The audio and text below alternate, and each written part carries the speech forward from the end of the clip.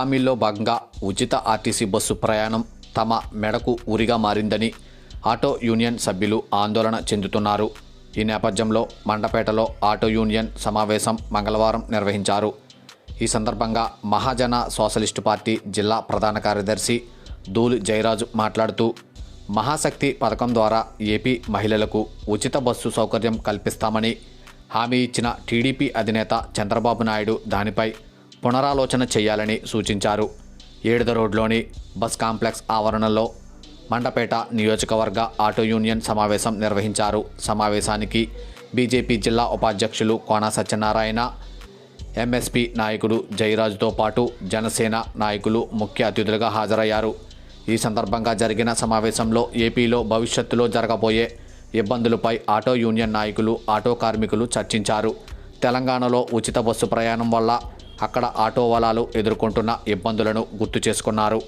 ఇదే సమస్య ఇక్కడ ఉత్పన్నమయ్యే ప్రమాదం ఉందని వాపోయారు. దీనికి ప్రత్యామ్నాయ మార్గం చూపించడానికి తమకు అండగా నిలవాలని రాజకీయ నాయకులను కోరారు. ఈ సందర్భంగా జయరాజు మాట్లాడుతూ, తెలంగాణలో కాంగ్రెస్ ప్రభుత్వం మహిళలకు ఉచిత బస్సు సౌకర్యం కల్పించి ఆటో కార్మికుల పొట్టకొట్టి రోడ్డున పడేసి ఉందని మండిపడ్డారు. అదేవిధంగా కర్ణాటక రాష్ట్రంలో కూడా మహాలక్ష్మి పథకం ప్రవేశపెట్టి అక్కడ ఉచిత బస్సు సౌకర్యం కల్పించారన్నారు. అదే పథకాన్ని ఇప్పుడు ఏపీలోని తెలుగుదేశం పార్టీ అధినేత నారా చంద్రబాబు నాయుడు మహాశక్తి పథకంగా మార్చి మహిళలకు ఉచిత బస్సు ప్రయాణానికి హామీ ఇచ్చారన్నారు. ఈ పథకం ఏపీలో అమలైతే తెలంగాణ మాదిరిగా ఏపీ ఆటో కార్మిక కుటుంబాలు రోడ్డున పడి భిక్షమెత్తుకోవాలని ఆరోపించారు. మహాశక్తి పథకం ప్రకటించిన టీడీపీ అధినేత బాబుపై ధ్వజమెత్తారు. ఆయా రాజకీయ పార్టీల ఓట్లు లబ్ధి కోసం ప్రకటించే ఎన్నికల మేనిఫెస్టోలోని పథకాలను ఓసారి సమీక్షించుకోవాలని హితవు పలికారు. ఏదైనా పథకం ప్రవేశపెట్టే ముందు ఆయా రంగాలపై ఎటువంటి ప్రభావం పడుతుందో కూడా ఆలోచన చేసుకుంటే మంచిదన్నారు. ఇప్పుడు మహాశక్తి పథకం ద్వారా ప్రకటించిన ఉచిత బస్సు సౌకర్యం వల్ల ఏపీలోని ఆటో కార్మికులకు పెనుముప్పు పొంచి ఉందన్నారు. ఆటో రంగంపై ఆధారపడి రాష్ట్రంలో సుమారు 50 లక్షల కుటుంబాలు ఉన్నాయన్నారు.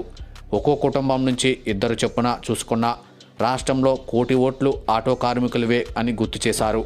చంద్రబాబు ప్రకటించిన ఉచిత బస్సు సౌకర్యం పథకం వల్ల ఏపీ ప్రజలకు ఒరిగిందేమీ లేదన్నారు. దీనివల్ల 1 కోటి మంది ఆటో కార్మిక కుటుంబాల పరిస్థితి అగమ్య గోచరంగా మారుతుందని ఆవేదన వ్యక్తం చేశారు. చంద్రబాబు నాయుడు ఈ పథకాన్ని మరోసారి సమీక్షించి ఆటో కార్మికులకు ప్రత్యామ్నాయ మార్గం చూపించాలని డిమాండ్ చేశారు. వారం రోజులు గడువు ఇస్తున్నామని, లేని పక్షంలో రాష్ట్రంలో ఆటో యూనియన్లు అన్ని ఏకమై రోడ్డు ఎక్కాల్సి వస్తుందని అల్టిమేట్ ఇచ్చారు.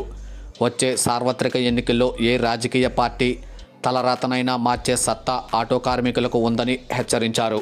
ఈ సందర్భంగా తెలంగాణ గవర్నమెంట్ని ముందుగా మేము నిలదీస్తున్నాం.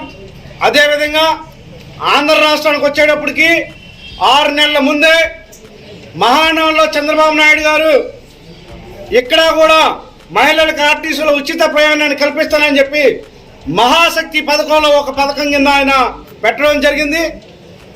కర్ణాటకలో ఈ పథకాన్ని శక్తి పథకంగా అక్కడ అమలు చేసినప్పుడే నా తెలంగాణ ఆటో కార్మికులు ప్రశ్నించుంటే ఏదైనా భరోసా వచ్చేది, ప్రత్యామ్నాయం ఏదైనా కలిగేదని చెప్పి మరి అక్కడ మా కార్మికులు నిర్లక్ష్యం వహించబట్టే ఈ రోజున ఈ కష్టాలు బాధలు ఎదురవుతున్నాయి.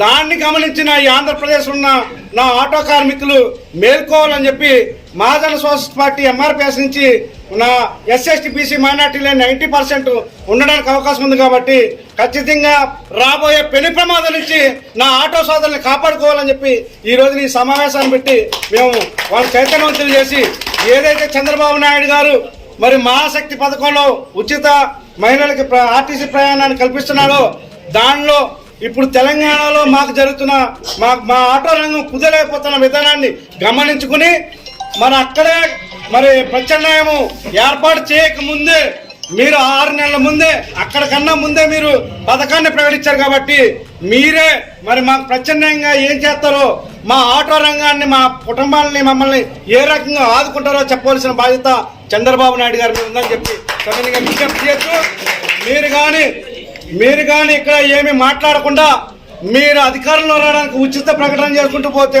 చూస్తా ఊరుకోవడానికి మేము సిద్ధంగా లేమని ఈ రోజున ఈ ఆంధ్రప్రదేశ్లో నా ఆటో సోదరులకున్న ఓటు బ్యాంక్ 1 కోటి ఓట్లు మా దగ్గర ఉన్నాయని చెప్పి మేము 50 లక్షల ఆటోలు ఈ రాష్ట్రంలో ఉంటే మేము 3 వేసుకుంటలేదు, యావరేజ్గా 2 వేసుకుంటున్నాం. అందుకే అంటున్నాం 1 కోటి ఓట్లు మా దగ్గర ఉన్నాయి. ఆటో రంగం ఏ రాజకీయ నాయకుడు తలరాత్రి అయినా మార్చే దమ్ము మా ఆటో వాళ్ళ దగ్గర ఉందని చెప్పి అదే సమయంలో నేను విజ్ఞప్తి చేస్తున్నాను. అయ్యా, తక్షణమే వారం రోజుల లోపలనే మీకు డెడ్ లైన్ విధిస్తున్నాం. ఖచ్చితంగా మీరు ప్రత్యామ్నాయ మార్గాన్ని మాకు చూపించకుండా మీరు మౌనం వసిస్తే మాత్రం మేము అది నిర్లక్ష్యంగా భావించవలసి వస్తుంది. మేమంటే మీకు మరి వివక్షతకి గురి చేస్తున్నట్లు అవుతారు. కాబట్టి ఖచ్చితంగా మీరు ప్రత్యామ్నాయ మార్గాన్ని తక్షణమే ఏర్పాటు చేయాలని ప్రకటించాలని సరిగ్గా విజ్ఞప్తి చేస్తున్నాం. రాబోయే కాలంలో పెనుముప్పును ముందుగానే గ్రహించినటువంటి ఈ జయరాజు గారు ఆటో సోదరులందరినీ కూడా ఇప్పటి నుంచే ఉత్తేజపరిచి వాళ్ళని చైతన్యపరిచి రాబోయే కాలంలో జరిగే నష్టాన్ని ముందుగానే పసిగట్టి మీ అందరికీ కూడా చైతన్యపరిచినటువంటి ఈ సమావేశాన్ని ఏర్పాటు చేయడం జరిగింది. కాబట్టి సోదరులారా, మీరందరూ దీన్ని గుర్తించి ఎప్పుడైతే తెలంగాణ కర్ణాటకలో ఉచిత బస్సు ప్రవేశం పెట్టి అక్కడ తెలంగాణలోని కర్ణాటకలోనే నివసిస్తున్నట్టు ఆటో కార్మికులు ఈ రోజు రోడ్డు మీద పడ్డారు. వాళ్ళందరూ కూడా ఈ రోజు అరో లక్షణ అంటూ వాళ్ళు ఎందుకు మనం గ్రహించలేకపోయిన వాళ్ళు చాలా బాధపడుతూ అక్కడ తీవ్ర నిరాశతో ఉన్నారు, వాళ్ళ కుటుంబాలు పోషించుకోలేక. కాబట్టి ముందుగానే మనం గ్రహించి ఇక నుంచి రాబోయే 4 నెలల 5 నెలల్లో మనకి ఎలక్షన్ ఉంది. కాబట్టి ఈ ఎలక్షన్ లో రాజకీయ పార్టీలు కూడా ఈ ఉచిత పథకాన్ని ప్రవేశపెట్టినాక ఆలోచిస్తున్నాయి. కాబట్టి మీరు ఇక్కడి నుంచి చైతన్యవంతమై ఈ రాజకీయ పార్టీలకు హెచ్చరిక చేయండి.